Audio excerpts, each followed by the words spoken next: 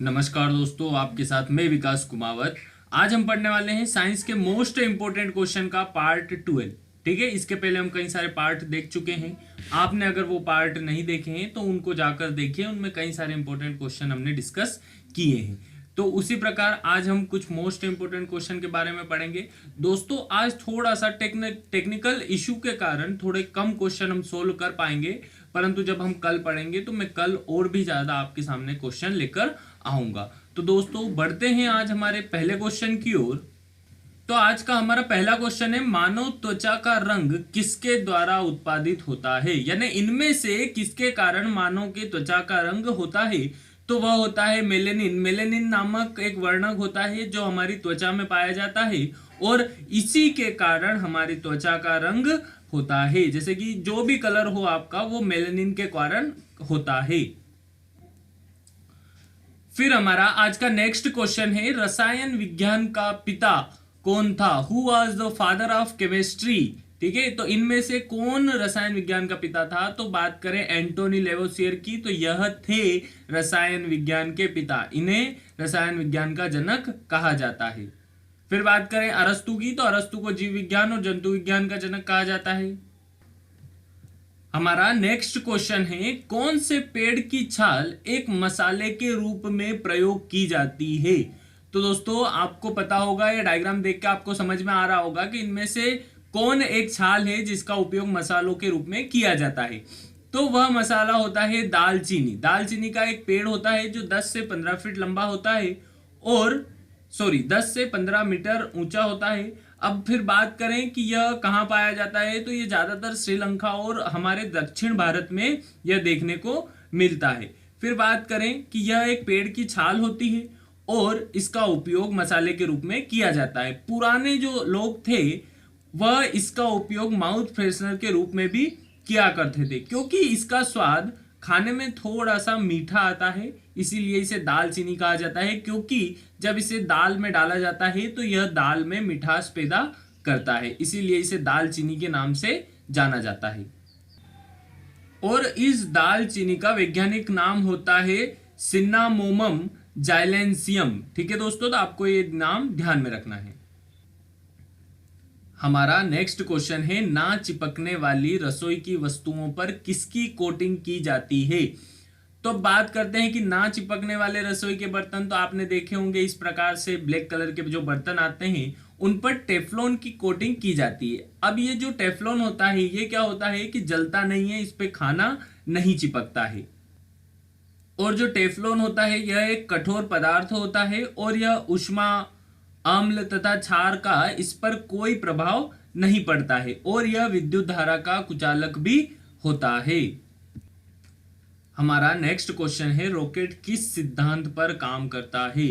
तो अब बात करें रॉकेट की, तो रॉकेट जब प्रक्षेपित किए जाते हैं तो वह प्रक्षेपण के समय नीचे बहुत ज्यादा मात्रा में गैसें जलती हैं और उनका धुआं जो है वो जमीन पर बहुत तेजी से निकलता है और वो जो धुआं होता है गैसों का वह जमीन पर फोर्स लगाता है और जो प्रतिक्रिया होती है उसके कारण रॉकेट ऊपर की ओर जाता है। तो अब बात करें कि रॉकेट जो उड़ता है वह इनमें से किस सिद्धांत पर कार्य करता है? तो वह करता है न्यूटन के तीसरे सिद्धांत के ऊपर, न्यूटन के तीसरे नियम के ऊपर। अब फिर बात करें न्यूटन का तीसरा नियम क्या है, तो न्यूटन का तीसरा नियम कहता है कि प्रत्येक क्रिया के बराबर और विपरीत प्रतिक्रिया होती है, यानी कि every action equal and opposite reaction. प्रत्येक क्रिया के बराबर विपरीत प्रतिक्रिया होती है। तो इसी प्रकार रॉकेट का प्रक्षेपण भी होता है। रॉकेट में जो गैसें जलती हैं वह जमीन पर क्रिया बल लगाती हैं और प्रतिक्रिया बल के कारण रॉकेट ऊपर की ओर प्रक्षेपित हो जाता है। फिर बात करें हम न्यूटन का दूसरा नियम, तो न्यूटन का दूसरा नियम जिसे संवेग का नियम भी कहते हैं। इस नियम के अनुसार संवेग में परिवर्तन की दर उस पर लगाए गए बल के अनुक्रमानुपाती होती है और संवेग में परिवर्तन उसी दिशा में होता है जिस दिशा में बल लगाया जाता है। फिर बात करें न्यूटन का पहला नियम, तो न्यूटन का पहला नियम जिसे जड़त्व का नियम या गैलीलियो का नियम भी कहा जाता है और इस नियम के अनुसार यदि कोई वस्तु स्थिर अवस्था में है तो वह स्थिर ही रहेगी, और यदि कोई वस्तु गतिशील अवस्था में है तो गतिशील अवस्था में ही रहेगी जब तक कि उस पर कोई बाह्य बल ना लगाया जाए। ठीक है दोस्तों, तो जो रॉकेट का सिद्धांत है वह न्यूटन के तीसरे नियम पर आधारित है। फिर हमारा नेक्स्ट क्वेश्चन है, वह उपकरण जो ध्वनि ऊर्जा को विद्युत ऊर्जा में बदलता है उसे क्या कहा जाता है। तो अब बात की जा रही है ध्वनि ऊर्जा को विद्युत ऊर्जा में, तो वह होता है माइक्रोफोन के द्वारा। अब बात करें माइक्रोफोन, तो माइक्रोफोन यानी कि माइक। ठीक है दोस्तों, हमारे यहाँ इसे सिर्फ माइक कहा जाता है, जो कि माइक्रोफोन का शॉर्ट फॉर्म होता है माइक। ठीक है, तो माइक के द्वारा ध्वनि ऊर्जा को विद्युत ऊर्जा में बदला जाता है, और माइक्रोफोन एक ऐसा उपकरण है जो ध्वनि ऊर्जा को विद्युत ऊर्जा में बदलता है। फिर बात करते हैं स्पीकर की, तो स्पीकर के द्वारा विद्युत ऊर्जा को ध्वनि ऊर्जा में बदला जाता है। ठीक है दोस्तों, फिर हमारा नेक्स्ट क्वेश्चन है, नीली क्रांति ग्रीन रेवोल्यूशन किससे संबंधित है, यानी नीली क्रांति के अंतर्गत इनमें से कौन आता है। तो नीली क्रांति, जैसे कि कई सारी क्रांतियां चलाई गई। बात करें श्वेत क्रांति की, तो श्वेत क्रांति में दुग्ध उत्पादन। नीली क्रांति, जैसा कि हमारे क्वेश्चन में पूछा गया है, नीली क्रांति में आता है मत्स्य उत्पादन, यानी कि जो मछलियों का पालन होता है वह, वाटर फिशिंग। ठीक है, तो मत्स्य से पालन आता है। फिर नीली क्रांति के अंतर्गत फिर बात करें भूरी क्रांति, तो उर्वरक जो फर्टिलाइजर होते हैं। रजत क्रांति की बात करें तो अंडा उत्पादन। पीली क्रांति की बात करें तो तिलहन उत्पादन। फिर एक इंपॉर्टेंट है कृष्ण क्रांति, जो कि बायोडीजल के ऊपर आधारित है। तो इस प्रकार कई सारी क्रांतियां हैं, आप सभी को इनके बारे में ध्यान में रखना है। हमारा नेक्स्ट क्वेश्चन है, निम्नलिखित में से स्टेनलेस स्टील में कौन सा तत्व मौजूद नहीं होता है। तो अब सबसे पहले बात करते हैं स्टेनलेस स्टील की। तो स्टेनलेस स्टील में इस्पात के साथ क्रोमियम और निकिल मिलाया जाता है। ठीक है दोस्तों, तो आयरन तो होता ही है, क्रोमियम भी होता है, और इसमें निकिल भी मिलाया जाता है। ठीक है दोस्तों, टंगस्टन स्टेनलेस स्टील में नहीं होता है, तो हमारा आंसर हो गया ऑप्शन बी। तो आपको ध्यान में रखना है, स्टेनलेस स्टील में क्रोमियम और निकिल दोनों मिलाए जाते हैं। इसके बाद हमारा नेक्स्ट क्वेश्चन है, रिकेट्स, जिसे सूखा रोग के नाम से भी जाना जाता है, विटामिन डी की कमी से होने वाली बीमारी है, उससे प्रभावित भाग कौन सा है। यानी जो रिकेट्स है वह विटामिन डी की कमी से होता है, यह तो हमें क्वेश्चन में ही बता दिया गया है, परंतु उससे कौन सा भाग प्रभावित होता है। तो बात करें सबसे पहले तो रिकेट्स की, तो रिकेट्स जो है विटामिन डी की कमी के कारण होता है, और यह बच्चों में होता है, खासकर किसमें, बच्चों में यह रोग होता है। और बात करें कि इस रोग में क्या होता है, तो इस रोग में हड्डियां कमजोर होती हैं, मांसपेशियां नरमा जाती हैं, और हड्डियां जो हैं वो कमजोर होकर मुड़ने लगती हैं, और फिर इसके कारण ही बच्चों के पैरों की हड्डियां, उनका मेरुदंड आदि में तकलीफें आने लगती हैं। ठीक है दोस्तों, तो रिकेट्स होता है बच्चों में, और वह होता है विटामिन डी की कमी के कारण। हमारा नेक्स्ट क्वेश्चन है, एरेनोलॉजी है। एरेनोलॉजी के अंतर्गत इनमें से किसका अध्ययन किया जाता है। तो बात करें एरेनोलॉजी की, तो एरेनोलॉजी के अंतर्गत मकड़ियों का अध्ययन किया जाता है। तो दोस्तों अब फिर बात करें मधुमक्खी पालन को क्या कहा जाता है, तो मधुमक्खी पालन को एपीकल्चर के नाम से जाना जाता है। दोस्तों मैं एक वीडियो आपके लिए जल्द ही ला रहा हूं, जिसमें हम कई सारे अध्ययन और कई सारे पालन के बारे में मैं आपको बताऊंगा, जिसमें मोस्ट इंपोर्टेंट और एग्जाम में आए हुए अध्ययन होंगे। आपको जरूर वो वीडियो में बहुत जल्द प्रोवाइड करवाऊंगा। ठीक है दोस्तों, करीबन 1 या 2 दिन के अंदर मैं वो आपको वीडियो ला दूंगा। ठीक है दोस्तों, तो उसको ध्यान से देखें, समझें, और ये जो अध्ययन है ये वेरी इंपॉर्टेंट होते हैं एग्जाम पॉइंट ऑफ व्यू से, क्योंकि एग्जाम में हर बार पूछे जाते हैं। और दोस्तों बहुत मिनिमम होते हैं, कुछ तो आपको याद होंगे और कुछ मेरे द्वारा आपको याद करवा दिए जाएंगे। तो ध्यान से उस वीडियो को देखें, जब भी आएगा तब मैं आपको एक बार अपडेट दे दूंगा कि वीडियो कब आ रहा है। ठीक है दोस्तों, और डेली साइंस का वीडियो 10 बजे आता है, तो शायद उसी टाइम पे आए, और भी अगर टाइम में कुछ चेंज हुआ तो मैं आपको बता दूंगा। ठीक है दोस्तों, और 10 बजे सुबह डेली साइंस का लेक्चर आता है, तो लाइव चैट में आंसर दें। हमारा नेक्स्ट क्वेश्चन है, यह नर लिंग हार्मोन है, यानी इनमें से कौन सा एक नर लिंग हार्मोन है। तो अब बात करते हैं नर लिंग हार्मोन यानी कि मेन सेक्स हार्मोन की। तो मेल में जो सेक्स हार्मोन होता है उसका नाम होता है टेस्टोस्टेरोन, ठीक है, इसे टेस्टेस भी कहा जाता है। अब फिर बात करें कि फीमेल में भी लिंग हार्मोन होता है, सेक्स हार्मोन होता है, तो फीमेल में होता है एस्ट्रोजन, ठीक है दोस्तों, तो फीमेल में होता है एस्ट्रोजन और मेल में होता है टेस्टोस्टेरोन, ये दोनों आपको ध्यान में रखना है।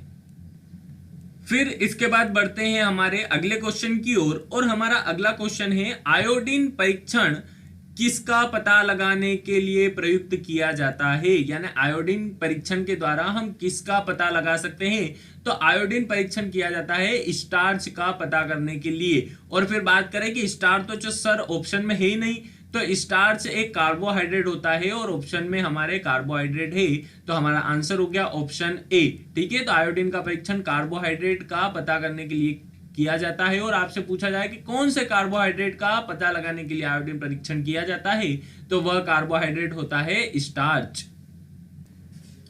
फिर इसके बाद हमारा नेक्स्ट क्वेश्चन है, यदि अपशिष्ट पदार्थ पीने के पानी के स्रोत को दूषित कर दें तो निम्नलिखित में से कौन सी बीमारी फैल जाएगी। तो अब बात करते हैं, सीधा सा क्वेश्चन में पूछा गया है कि दूषित पानी से इनमें से कौन सी बीमारी फैलती है। तो जो दूषित पानी से फैलने वाली बीमारी है वह है टाइफाइड। अब बात करें टाइफाइड की, तो यह एक बैक्टीरिया के कारण फैलने वाली बीमारी है और इसके बैक्टीरिया का नाम होता है साल्मोनेला टाइफी, और उसी के कारण टाइफाइड होता है। अब फिर बात करें कि टाइफाइड में क्या होता है, तो टाइफाइड में बहुत ज्यादा फीवर आता है, सिर दर्द होता है, बदन दर्द होता है और कई सारी ऐसी तकलीफें होती हैं जिनसे हमारी डेली रूटीन के जो कार्य होते हैं उनको करने में बड़ी तकलीफ आती है, ठीक है दोस्तों। तो टाइफाइड होता है दूषित पानी के कारण और इसमें बहुत तेज फीवर भी आता है। फिर हमारा नेक्स्ट क्वेश्चन है, निम्नलिखित में से वह उपकरण कौन सा है जिसका प्रयोग पवन के बल एवं वेग के मापन के लिए किया जाता है। तो आपसे एग्जाम में बल एवं वेग दोनों के बारे में वह पूछ सकता है या अलग अलग भी पूछ सकता है। तो ऐसा उपकरण होता है एनेमोमीटर, ठीक है दोस्तों। ये क्वेश्चन शायद मैंने पहले भी करवा दिया है, अगर आपने पहले वाले वीडियो देखे होंगे तो आपको पता होगा, ठीक है दोस्तों। ये क्वेश्चन रिपीट हो चुका है क्योंकि क्वेश्चन पूछने का उसका तरीका अलग था, इसलिए शायद मैंने ये क्वेश्चन लिया होगा। तो पवन जो होती है उसका बल और वेग, यानी जो विंड होती है उसका फोर्स और उसकी वेलोसिटी के लिए एनेमोमीटर का प्रयोग किया जाता है, उसको मापने के लिए एनेमोमीटर का प्रयोग किया जाता है। फिर इसके बाद अगर बात करें एमीटर की, तो एमीटर का प्रयोग विद्युत धारा मापने के लिए किया जाता है, ठीक है दोस्तों। तो आपको ये सारी बातें ध्यान में रखना है। हमारा नेक्स्ट क्वेश्चन जो कि मोस्ट इंपोर्टेंट क्वेश्चन है, कई बार एग्जाम में पूछा जा चुका है और लगातार पूछा जा रहा है, एसएससी, रेलवे या कोई सी भी एग्जाम, सब में यह क्वेश्चन आ चुका है। तो क्वेश्चन को पढ़ते हैं, ऊनी कपड़े शरीर को गर्म रखते हैं क्योंकि। तो अब बात करते हैं ऊनी कपड़े जो कि हम, आपको पता होगा सर्दियों में पहना करते हैं ऊनी कपड़े, तो वह इसलिए पहनते हैं क्योंकि हमारी बॉडी के द्वारा ऊर्जा ऊष्मा के रूप में निकलती है और जो ऊष्मा हमारे शरीर से निकलती है हम उसे बाहर जाने से रोकने के लिए ऊनी कपड़े पहनते हैं। अब फिर आप कहेंगे सर ऊनी कपड़े क्यों पहनते हैं, और कुछ भी पहन सकते हैं। तो ऊनी कपड़े इसलिए पहनते हैं क्योंकि ऊन जो है वह ऊष्मा का कुचालक होता है, यानी कि उसमें ऊष्मा प्रवाहित नहीं होती है और वह हमारे शरीर की ऊष्मा को वातावरण में नहीं जाने देता। तो ऊन जो है वह ऊष्मा का कुचालक होता है और हमारे शरीर की गर्मी और उस ऊन के बीच में जो ऊष्मा होती है उसी के कारण हमारा शरीर गर्म बना होता है। तो इसी के कारण हम ऊन के कपड़े सर्दियों के दिनों में पहना करते हैं। तो आपको ये ध्यान में रखना है कि जो ऊन है वह ऊष्मा का कुचालक होता है। फिर हमारा नेक्स्ट क्वेश्चन है, भू स्थिर या तुल्यकाली उपग्रह निम्न में से किस ऊंचाई पर परिक्रमा करता है। बात हो रही है दोस्तों जियो स्टेशनरी सैटेलाइट की। तो अब बात करें जियो स्टेशनरी सैटेलाइट क्या होती है, तो जियो स्टेशनरी सैटेलाइट होती हैं, उनका परिक्रमण काल पृथ्वी के परिक्रमण काल यानी 24 घंटे के बराबर होता है और इनकी घूर्णन की दिशा पश्चिम से पूर्व होती है। और फिर बात करें कि ये जो उपग्रह होते हैं इनका उपयोग जासूसी करने या किसी एक स्थान निगरानी रखने के लिए इनका उपयोग किया जाता है। फिर बात करें भूस्थायी उपग्रह की ऊंचाई, तो भूस्थायी उपग्रह की ऊंचाई पृथ्वी सतह से 36,000 किलोमीटर होती है। तो इनकी एक निश्चित ऊंचाई होती है कि भूस्थायी उपग्रह को पृथ्वी सतह से 36,000 किलोमीटर ऊपर ही स्थित किया जाएगा। तो अगर बात करें इनमें से इनके लिए सही ऑप्शन कौन सा है, तो वह है ऑप्शन बी, एक निश्चित ऊंचाई पर इनको सेट किया जाता है और इनका परिक्रमण काल 24 घंटे होता है और इनके घूर्णन की दिशा पश्चिम से पूर्व की ओर होती है। आप सभी को ये ध्यान में रखना है इनके दोनों पॉइंट, तुल्यकाली उपग्रह। तो दोस्तों आज हमारे द्वारा बहुत कम क्वेश्चन इस वीडियो के अंदर कवर किए हैं, क्योंकि कुछ टेक्निकल इशू थे जिनको हम अभी तक सॉल्व नहीं कर पाए हैं, इस कारण से ये सब या कम क्वेश्चन हमने आज पढ़े। परंतु कल जब हम पढ़ेंगे तो ढेर सारे क्वेश्चन आपके सामने लेकर आऊंगा और अब हम धीरे धीरे साइंस को टॉपिक वाइज पढ़ना भी स्टार्ट करेंगे।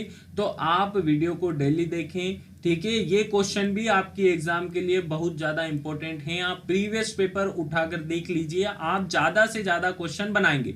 और बहुत सारे बच्चे बोलते हैं कि सर आपने क्वेश्चन वहां से लिए वहां से लिए।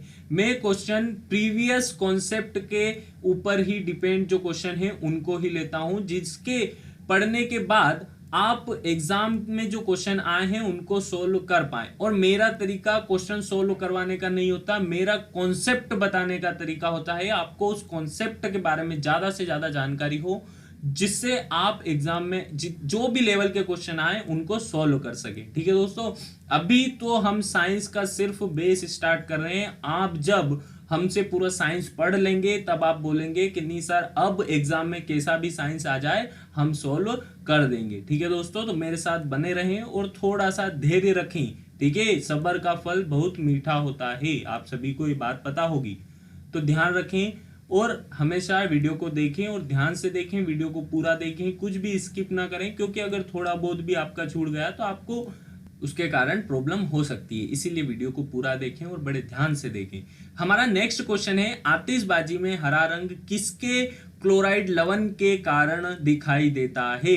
यानी कि ऐसा कौन सा क्लोराइड लवण होता है जिसके कारण आतिशबाजी में हरा रंग दिखाई देता है? तो जो हरा रंग होता है वह हमें बेरियम के क्लोराइड लवण के कारण दिखाई देता है। ठीक है दोस्तों, तो किसके कारण? बेरियम के कारण। अगर आपसे यहां क्वेश्चन पूछा जाता है कि जो लाल रंग होता है वह किसके कारण होता है, तो जो लाल रंग होता है वह स्ट्रोंशियम के कारण होता है। तो आपको ये बातें ध्यान में रखना है। अगर आपसे क्वेश्चन एक और पूछा जाता है सर जो पीला रंग है वह सोडियम के कारण होता है। आपको इतनी बातें ध्यान में रखना है। जो बेरियम के कारण होता है वह हरा रंग होता है, स्ट्रोंशियम के कारण होता है वह लाल रंग होता है, और जो सोडियम के कारण होता है वह पीला रंग होता है। आपको इन तीनों के बारे में पता होना चाहिए। आपने देखी होगी आतिशबाजी, है ना, शादी वगैरह में बहुत ज्यादा होती है। इस बार तो देखने को न मिला, परंतु हर बार हम देखते ही हैं।